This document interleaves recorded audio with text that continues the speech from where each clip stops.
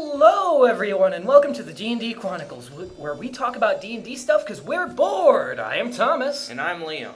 And today's episode topic is how to play a good character.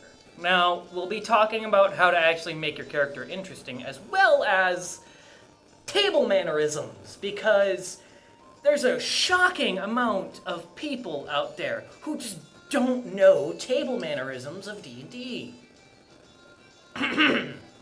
I know all the table manners. You don't. I bring the snacks, okay? I'm the snack bringer. If you kick me off the table, you kick out all of your snacks. I never said anything about that. Snacks is good, yes, but there are some things you could work on, I'm just saying. Well, look. There are things I can work on, there are things you can work on. Everyone has room for improvement. Anyway, imagination, number one. Okay, so we've all heard the standard, typical rogue, oh, my parents died, I'm an edgy person now. I had to survive out on the streets and I'm like chaotic neutral, but I use that chaotic neutral alignment to be able to do whatever the hell I want. It's like burn down an orphanage. Yeah, and just, no. It's not chaotic neutral, that's evil. Yeah. It's chaotic evil. DMs out there, don't feel afraid to punish your players. Give them a pet magical rock that hits them in the head every time they do something stupid. Or, in other cases, Grab a metal baseball bat and bash them over the head anytime they try something. I was gonna say the town guards actually punish them for things, but okay. Oh, you want to burn down the orphanage for your lawful good? Yeah, Damn. You're dead. Damn, bro. Also, one more thing for DMs out there. Don't use the standard guard stat block. I'm sorry, but a town should have lieutenants and sergeants and leaders of their quote-unquote military. So you should make custom stat blocks. I know not everyone can handle that, but they're easy resources to find online. Another thing is you could just use stat blocks from the monster manual. The knight stat block, or the thug, or again, standard guard stat block. You can also use the stat blocks from, I believe it's one of the other monster books. I can't remember what it's called off the top of my head. Volo's Guide to Monsters, I think it is. Yeah. I just thought of an idea that has nothing like a to do champion? with the podcast. And I completely forgot it already. Never mind. There's also the champion stat block in Volo's Guide to Monsters. So, plenty of other options other than standard guard stat block, It's all good. Don't make your guards boring.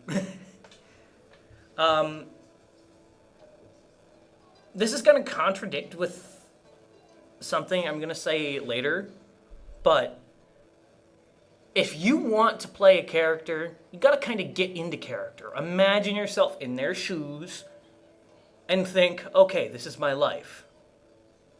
Now, obviously, you don't want to disassociate yourself from reality, because that's bad. But put a little imagination into it, just think of it. Okay, I'm so-and-so. I'm Chip Del Toro. I was part of a merchant's guild. My parents died. I became a street urchin. I looked after some of the other street urchins because I was older and I knew my way around thieving a little better. So I stole to keep everyone fed. And I stole from apparently the right person and became an adventurer with them. That is one of my characters. Chip Del Toro, my first character. I've talked about him beforehand. He's pretty epic. You've actually never seen Chip in action, but he's good. If you want to really disassociate yourself from reality, Don't. Go ahead and say it, Liam. 15 shots of tequila and a druid sorcerer. 15 shots of tequila. You'll be really into character. It's just you'll also be standing on the table. Okay. Another thing is, you've got to listen to your game masters, man. People often ignore their game masters, and sometimes they can have really good suggestions. Now, part of the reason you want to listen to your game masters is most of the time you're playing in their world. Okay? You might be playing in the Forgotten Realms, but you're playing in their version of the Forgotten Realms, right? Gotta remember that. Remember that you're in their world that they are controlling, so if they give you a suggestion, listen to it, because it might help you a lot with your backstory. Like, my original plan for Chip was to make him a seafaring merchant, right? But my DM said, actually, I don't know a lot about ships, and we're not going to be doing any like out at sea stuff, so I don't really think that part of your background would help you. So maybe you're just a merchant who was on land. And I'm like, okay, yeah, sure, that's fine. Thanks for letting me know. I didn't want to put something useless in my backstory. You know? Yes. Makes sense, right? Yeah.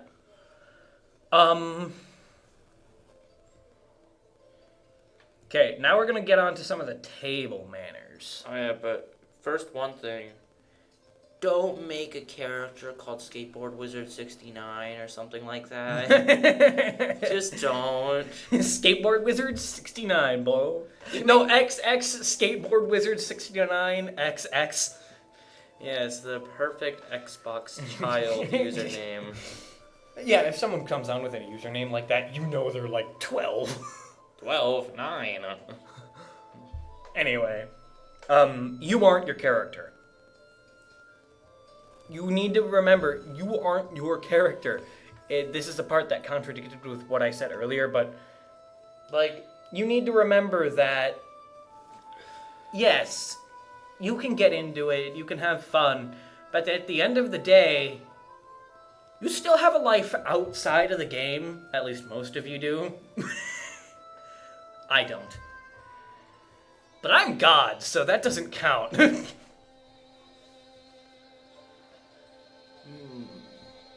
But yeah, a lot of you need to remember. Well, a lot of anybody. Everyone needs to remember that we aren't our characters. It sucks that we can't be our characters sometimes, but we aren't, okay?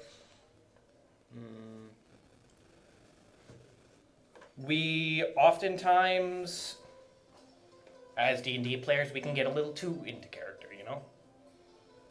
And sometimes that can cause rifts at the table, and in reality, D&D is just another way to spend time with friends. Yeah. I always miss my friends after I couldn't give them their goodnight kisses, so D&D was a great way for me to connect. What the hell? No, but it's really just a nice way for me to see all my friends at once and play a game that's pretty epic, and I hate rolling nat ones.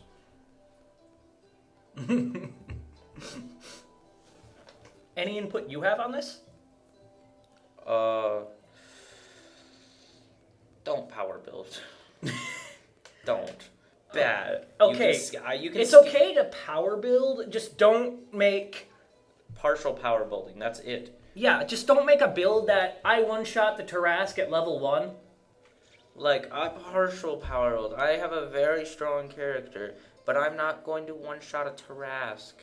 I cannot kill an ancient dragon by myself with a hand tied behind my back. I can do it without a hand tied behind my back, but not with a hand tied behind my back. I need my shield. Okay. Now, are you ready to move on to the next topic? Oh, yes. All right. Be respectful of everyone's boundaries, everybody. There have been too many Reddit horror stories of, I'm not even gonna lie, creepy weirdos who are trying to do, I want to seduce the dragon. Okay, I'm like, if everyone at the table is cool with that and it's funny, it's a joke, okay, cool. I seduced But- the orc. Yeah, okay. That's how we ended up with orc wife. Yeah, because we have a table who's okay with that. Yeah, it's... But you gotta stop and think, okay, is the rest of the table going to be okay with the actions I want to do? Are they going to take it as a funny laugh joke? Or is one of them just going to get weirded out and become uncomfortable?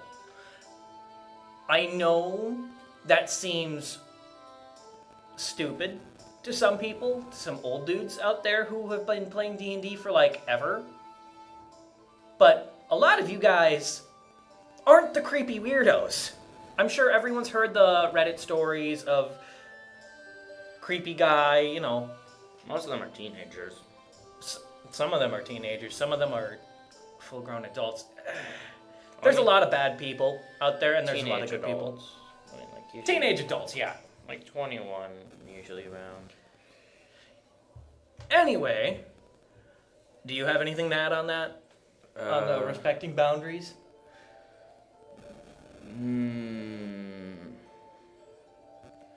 Yes.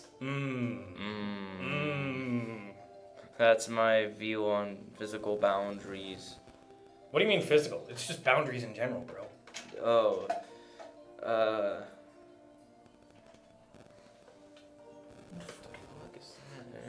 Anyway, another thing people gotta remember is if you're playing D&D, you're there to have fun most of the time. You're not there to fulfill your fantasy, as it were. I'm there to argue with the DM about obscure rulings. Yes, see, that's what you want to do. Just keep. I don't want to go into too much detail because I don't want to get demonetized or you have this video taken down. But you're there to play D&D, to slay some orcs and get some treasure, not, you know. I do like slaying orcs. Anyway, We still need to make more time in the episode, like a decent. dude, I amount. wasn't done. Wow, I thought we were down. No. One more note on that is, if you have to say, it's what my character would do, 90% of the time, you probably shouldn't be doing that because it's making people uncomfortable and it's crossing boundaries. Like, okay. Stealing party treasure. The rogue going ahead of the party and stealing the treasure. Not cool, bro. The rest of the party, their characters might not know, but the people might get angry. If you're stealing from the rest of the party, most of the time, that's bad juju, you know? That is bad juju. That's why you have your DM bring a baseball bat. And if a DM also just straight up states, bro, don't steal from the party, and you try to steal from the party anyway, chances are you're being kicked off the table. Yeah. I learned that lesson because it was my first campaign, right?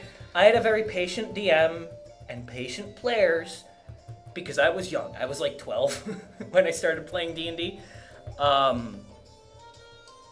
And I was that annoying 12-year-old who stole from the party because I snuck ahead, I stole some treasure for myself and made a successful deception check. And while the DM was okay with it and the rest of the party was okay with it, they explained that, hey, in most D&D situations and at most tables, that might get you kicked off the table, just so you know. We're gonna let it slide because you're new to D&D, okay? It's all good, we get it. Just know that that's sort of a table manner thing, and it is. It is a table manner thing. Being courteous and whatnot, it's good. Number 6.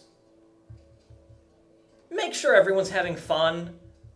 Okay? I hate to be repetitive with my language here, but if you're doing something that's making the rest of the game unfun for everyone else, you're the problem.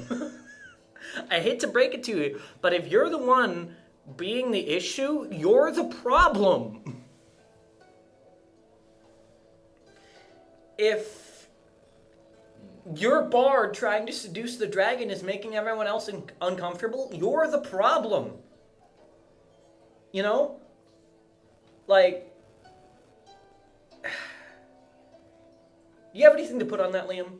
Just don't, Don't diddly do the dragon. yeah, don't, Don't do the devil's tango. don't make a pie. For those who can't see, I just collapsed onto the table. Don't add to the world's population of half-dragons. Oh, hell. Hells.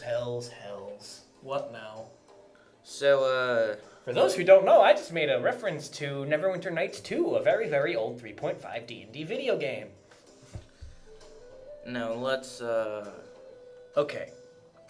To DMs out there, what would you say to DMs out there, Liam? That has to do with all these topics. more magic items. That has to do with these topics. I'll behave better when I get more magic items. Okay, as a DM, Dungeon Masters, help your players build their characters. Make sure you have a proper session 0 so you can help everyone build their characters and make sure their backstory intertwines with the world. Okay? Because when you have a proper session 0, you make sure their characters intertwine with the world. When you help them build their backstories, it almost always comes out with better characters, right? It also allows you to set up some boundaries with your players, like here's what we're gonna do, here's what we're not gonna do. But also, you need to respect to these rules as well. DM word is not always law, okay? I know a lot of people like Rule 0, DM's word is law. Sometimes it's just not. I mean, it's always law, but, you know, just like people can leave a town if they don't like the laws, so... Yeah, you can leave the country if you don't like the laws. Players can leave your table if they don't like the laws. Yeah. And another thing is, people, you need to remember, no D&D is better than bad D&D. Okay, because... No D&D's worse than one D&D. Okay, but listen to me here, right? Like, Liam, I think we can both agree. You'd rather not play D&D than play D&D with the people we described earlier. You know, the creepy weirdos, the guy who wants to sleep with the dragon, all of that. Well, I mean, it would make a good episode on how to catch a... How to catch a disease. How to catch a chromosome. Okay, but like, you can agree with that, right? Though, like, Yeah. no D&D is better than bad D&D. A lot of people seem to think the opposite, and I promise you, you do not want to have a bad D&D. And it's not really that hard. Well, okay, maybe it is, but to find other people who are interested in D&D, it's not too hard. And if you wanted to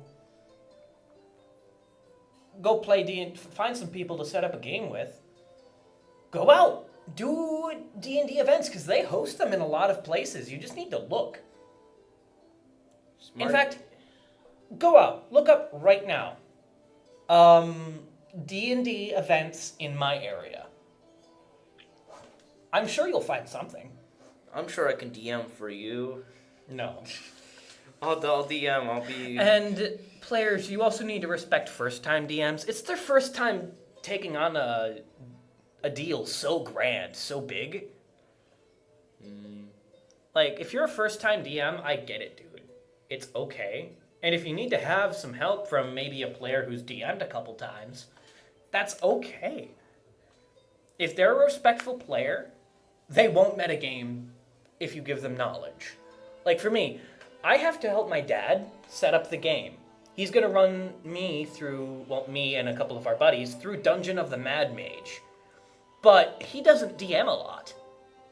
He's a really good player, but my dad doesn't DM a lot, so he doesn't know what to do. And he also wants to boost the amount of treasure we get, which I think is really cool. So he's asking me for help and advice on these things, and I'm like, yeah, dude. Here's what you do, here's what you don't do, blah, blah, blah, blah, blah. And it sounds weird, because my dad's been playing D&D longer than My dad's been playing D&D longer than I've been alive.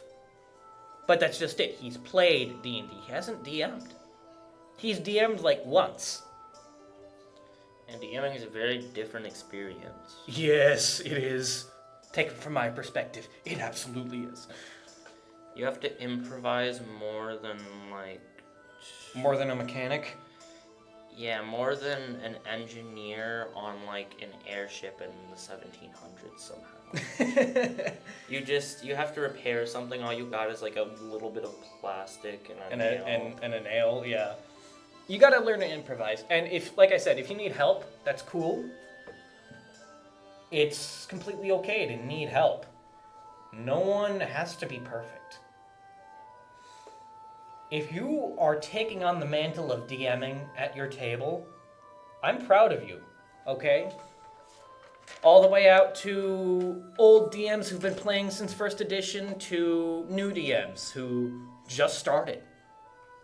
Taking on that mantle, it's a responsibility. And you're doing a good job. That being said. You kind of sound like a dad. Anyways, remember to leave a positive review if you liked the podcast. If you hear about a topic, let us know. If you want to hear about a topic, let us know. Now may your rolls be high, and may you not die. Good luck and goodbye, everybody. Have a good week, people.